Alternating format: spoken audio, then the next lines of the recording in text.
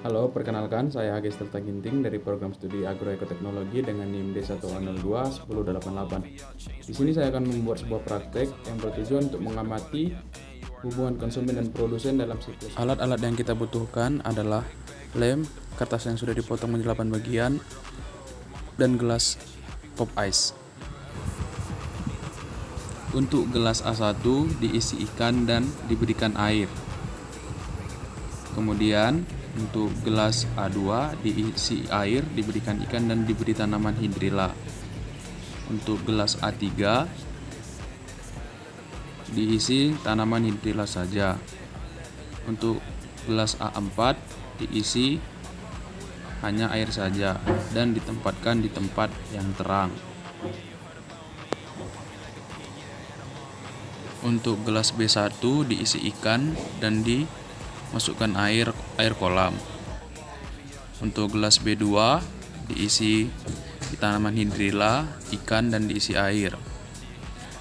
Untuk gelas B3 hanya diisi tanaman hidrilla dan gelas B4 hanya diisi air saja dan ditempatkan di tempat yang gelap. Untuk hari pertama, kondisi ikan masih terlihat segar dan kondisi air masih bagus. Untuk gelas A2, kondisi ikan pun masih segar dan tanaman hidrilla masih terlihat segar dan kondisi air masih terlihat jernih. Dan mulai muncul sebuah uapan gelembung di atas air. Untuk gelas A3, kondisi hidrilla masih segar dan terlihat ada gelembung-gelembung di atas permukaan air. Dan untuk gelas A4 mulai muncul endapan-endapan di bawah air dan air mulai terlihat lebih jernih.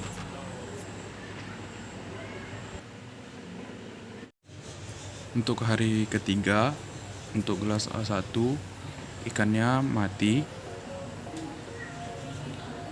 Untuk gelas B2 kondisi ikan masih terlihat normal dan kondisi hidrilla mulai terlihat layu dan air mulai terlihat lebih keruh. Untuk gelas A3 kondisi hidrilla masih terlihat segar dan air mulai mengeruh. Untuk gelas A4 kondisi air masih jernih dan mulai terlihat lebih banyak endapan. Untuk gelas B1 di hari ketiga ikannya pun ikut mati.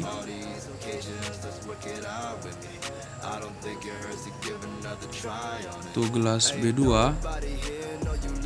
kondisi ikan masih terlihat lebih segar tapi sudah mulai terlihat sedikit lemas.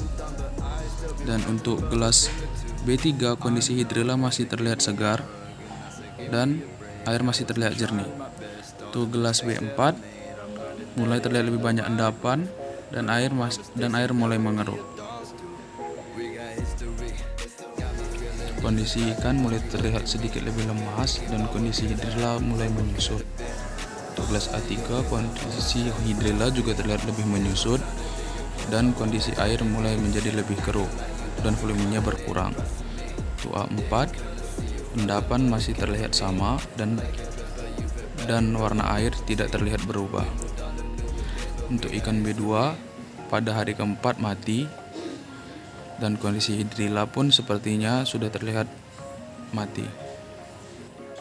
Untuk B3 kondisi hidrilla mulai lebih menyusut daripada gelas A3. Untuk gelas B4 endapannya mulai lebih banyak endapan dan warna air tidak terlihat perubahan.